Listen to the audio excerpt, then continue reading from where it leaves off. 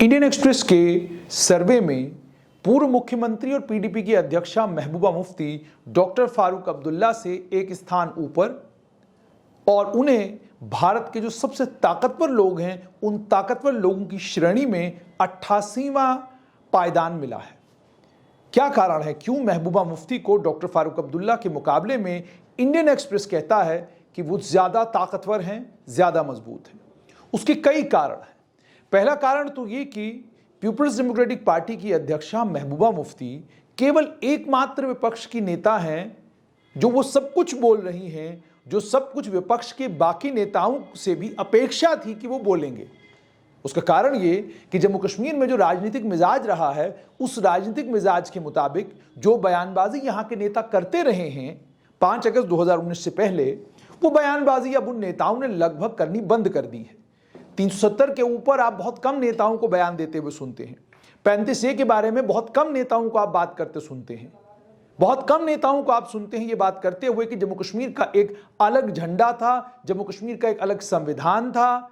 रावलपिंडी के बारे में नेताओं को बात करते हुए बहुत कम सुनते हैं आजकल। सब्ज हिलाली, माफ कीजिएगा, सब्ज रुमाल और सब्ज रुमाल के साथ में पाकिस्तानी नमक, इन दोनों पर भी बात करते हुए बहुत कम लोगों को सुनते हैं।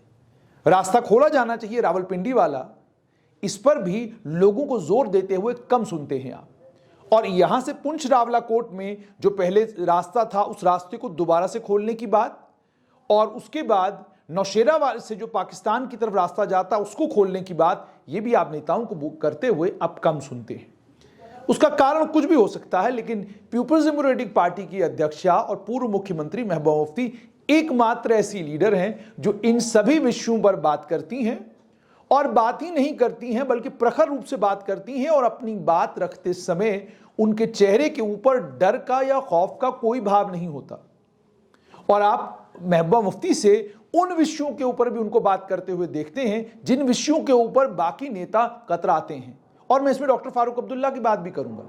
डॉक्टर फारूक अब्दुल्ला के भी बयान देने का जो अंदाज था और जिस तरीके से डॉक्टर फारूक अब्दुल्ला अलग अलग मुद्दों के ऊपर बयान दिया करते थे, अब डॉक्टर फारूक अब्दुल्ला 5 अगस्त 2019 के बाद एक तो नपातुला बोलते हैं, और जो राजनीतिक तौर पर बिल्कुल सही हो, जिससे नई दिल्ली में लोग नाराज न हो, इन सारी चीजों का ख्याल रखते हुए डॉक्टर फारूक अब्दुल्ला अब अपनी टिप्पणी करते हैं। आपने डॉक्टर फारूक अब्दुल्ला को प्रधानमंत्री नरेंद्र मोदी या गृह मंत्री अमित शाह को लेकर वो भाषा इस्तेमाल करते हुए नहीं सुना होगा जो भाषा कांग्रेस के नेता इस्तेमाल करते हैं। वैसे महबूबा मुफ्ती भी उस मामले में कोई दूर नहीं है, वो भी भाषा का प्रयोग करते वक्त बड़ा ख्याल रखती हैं, लेकिन विपक्ष की जो बात उन्हें रखनी चाहिए, जिस तरीके की राजनीति जम्मू कश्मीर में होती रही है उस तरीके की राजनीति करते हुए इस वक्त आपको कश्मीर घाटी में केवल महबूबा मुफ्ती नजर आती हैं। कहीं कोई एनकाउंटर हो जाए और आम जनता उसको लेकर कोई सवाल खड़े करे तो महबूबा मुफ्ती उनकी रिप्रेजेंटेटिव बनके सामने आ जाती हैं। कोई मसला जम्मू में बने तो महबूबा मुफ्ती उसके ऊपर बात करती नजर आएंगी। 370 को लेकर महबूबा मुफ्ती ने बात कर दी, कहा जब तक जम्मू कश्मीर में 370 की बहाली नहीं होती, पूर्ण राज्य का दर्जा नहीं मिलता, मैं चुनाव नहीं लड़ूंगी। लेकिन साथ में ही कह गई लोकसभा के चुनाव को लेकर मैं ऐसा नहीं कह रही हूं, लेकिन राज्य के चुनाव में तो मैं हिस्सा लेने वाली नहीं हूं। इसके कारण बहुत सारे हैं। सबसे बड़ा कारण यह है कि महबूबा मुफ्ती की पार्टी में जो बड़े नेता मुफ्ती मोहम्मद सैयद के कार्यकाल में या उनके कालखंड में आए और पार्टी का हिस्सा बने, और जिन नेताओं ने पार्टी को मजबूत किया, पार्टी को बड़ा बनाया, वो सभी नेता पार्टी छोड़कर चले गए। दूसरा, पार्टी के अंदर जो खींचतान हर समय थी, एक समय था जब पीडीपी में यह माना जाता था कि पीडीपी में 2 धड़े हैं। एक धड़ा कद्दावर नेता मुजफ्फर हुसैन बेग का और दूसरा धड़ा महबूबा मुफ्ती का। उसके बाद एक समय आया जब कहा गया कि पीडीपी के अंदर 3 धड़े हैं। एक धड़ा महबूबा मुफ्ती का, दूसरा धड़ा सैयद अल्ताफ बुखारी का, और तीसरा धड़ा मुजफ्फर हुसैन बेग का। पार्टी 3 खानों में बटी हुई नजर आई। 2014 के बाद जब पीडीपी बीजेपी की सरकार जम्मू कश्मीर में बनी तो सरकार की शुरुआत में महबूबा मुफ्ती तो पार्टी में थी और पिता उनके जम्मू कश्मीर के मुख्यमंत्री थे, लेकिन पार्टी के अंदर खींचतान जबरदस्त थी। डॉक्टर हसीब द्राबू महबूबा मुफ्ती के सबसे करीबी थे। सैयद अल्ताफ बुखारी को मंत्रिमंडल में लेना था, उसको लेकर बवाल था। फिर समय वो भी आया 2018 में हसीब द्राबू ने जम्मू कश्मीर का आखिरी बजट पढ़ा और आखिरी बजट पढ़ने के ठीक 1-2 महीने के बाद हसीब द्राबू ने एक विवादित बयान दे दिया। उस विवादित बयान के चलते पूर्व मुख्यमंत्री और पीडीपी की अध्यक्षा महबूबा मुफ्ती ने डॉक्टर हसीब द्राबू को बाहर का रास्ता दिखाया और वो सैयद अल्ताफ बुखारी जो उस समय एजुकेशन के मंत्री थे और जिनको लेकर यह माना जाता था कि महबूबा मुफ्ती के क्लोज इनसाइडर्स में से वो नहीं हैं, सैयद अल्ताफ बुखारी को अचानक वित्त मंत्री बनाया गया और उन्हें फाइनेंस डिपार्टमेंट यानी वित्त डिपार्टमेंट का कार्यभार दिया गया। अब ये सभी नेता पार्टी छोड़ चुके हैं। इन सभी नेताओं के पार्टी से पलायन करने के बाद अब पार्टी में जो नेतृत्व बचा है वो युवा नेताओं का है। उन युवा नेताओं की अगर कंपैरेटिवली आप छवि देखेंगे तो लोगों के बीच में ऐसी नहीं है जैसी उन नेताओं की जो नेता इससे पहले पार्टी का हिस्सा थे। मैं ये नहीं कह रहा कि उन नेताओं के ऊपर करप्शन के आरोप हैं या उन नेताओं को लेकर ये कहा जा रहा है कि वो ठीक लोग नहीं हैं, ऐसा बिल्कुल भी नहीं है। लेकिन ये जितने भी नए चेहरे हैं, ये नए चेहरे हैं, इनका राजनीतिक जनाधार कम जरूर है, लेकिन इनके ऊपर कोई ऐसा आरोप नहीं है जिस आरोप के चलते इनको डर और खौफ हो कि इनको किसी तरह की परेशानी होगी। और दूसरा, पार्टी का चूंकि आप जानते हैं वोट बैंक की श्रिंक हुआ है। पीडीपी ने बीजेपी के साथ गठबंधन किया, उस गठबंधन के बाद नेशनल कॉन्फ्रेंस और बाकी अन्य दलों ने जो वार पीडीपी के ऊपर किए और उसका जो नुकसान पीडीपी को जमीनी स्तर पर हुआ, उसका नतीजा ये निकला कि 2018 आते आते लगभग बीजेपी के सभी सीनियर लीडरों को ये लग गया था कि अब अगर इस पार्टी में हम लोग कंटिन्यू करेंगे तो ये राजनीतिक तौर पर हमारे लिए सुसाइडल होगा।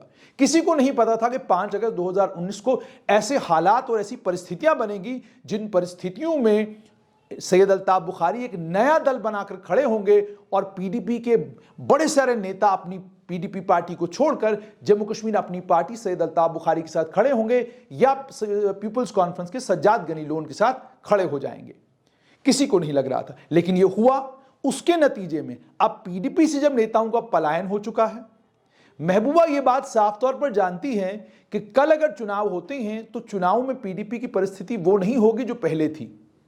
और दूसरा, महबूबा जिन भाषणों के लिए और जिस जुबान के लिए सत्ता में आने से पहले मशहूर थी, ऐसा लगता है उन्हें रिवर्स गियर मारा है और वापस वही सब कुछ बोलना शुरू हो गई हैं जो पहले बोला करती थी।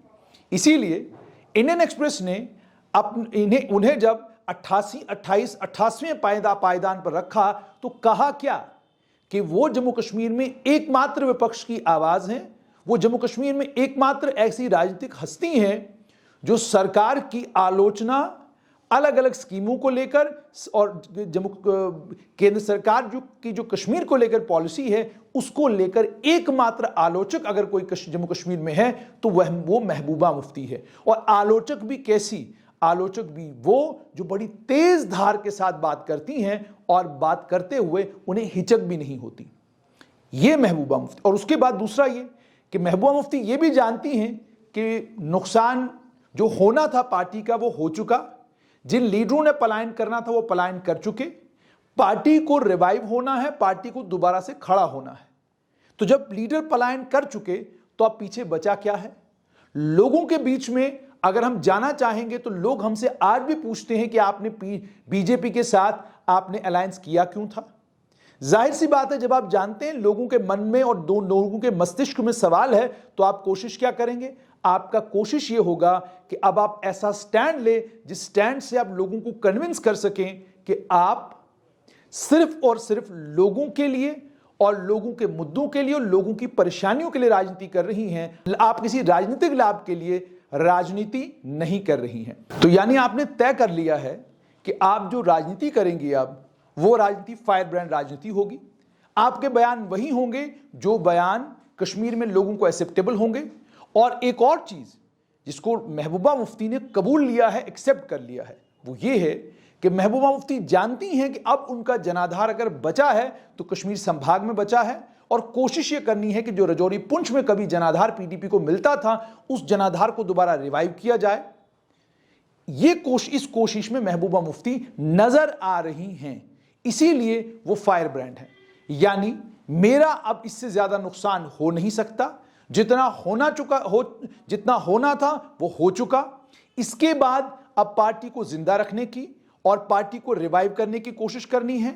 मैं किसी भी नेता को जो पार्टी छोड़कर गए हैं वापस नहीं बुलाऊंगी, मुझे उनकी कोई जरूरत नहीं, क्योंकि ये मेरे पिता के साथी थे और जब पार्टी मुश्किलों में घिरी, परेशानियों में घिरी, तो ये सब लोग पार्टी छोड़कर भाग गए। अब अगर भागे हैं तो इनको वापस नहीं लाना है। और वो राजनीति का एक और असूल जानती हैं, समझती हैं, क्योंकि कांग्रेस से पीडीपी में आई हैं। वो जानती हैं कि राजनीति का सबसे बड़ा असूल ये है कि अगर आप निरंतर कोशिश करते रहें, आपको राजनीतिक तौर पर इंपॉर्टेंट बनने में, राजनीतिक तौर पर सिग्निफिकेंट बनने में समय जरूर लगेगा, लेकिन ऐसा बिल्कुल नहीं है कि अगर आप राजनीतिक कोशिशें करते रहें उसका फायदा आपको नहीं होगा। उसका कारण एक ये भी है कि महबूबा मुफ्ती सत्ता में रह चुकी हैं।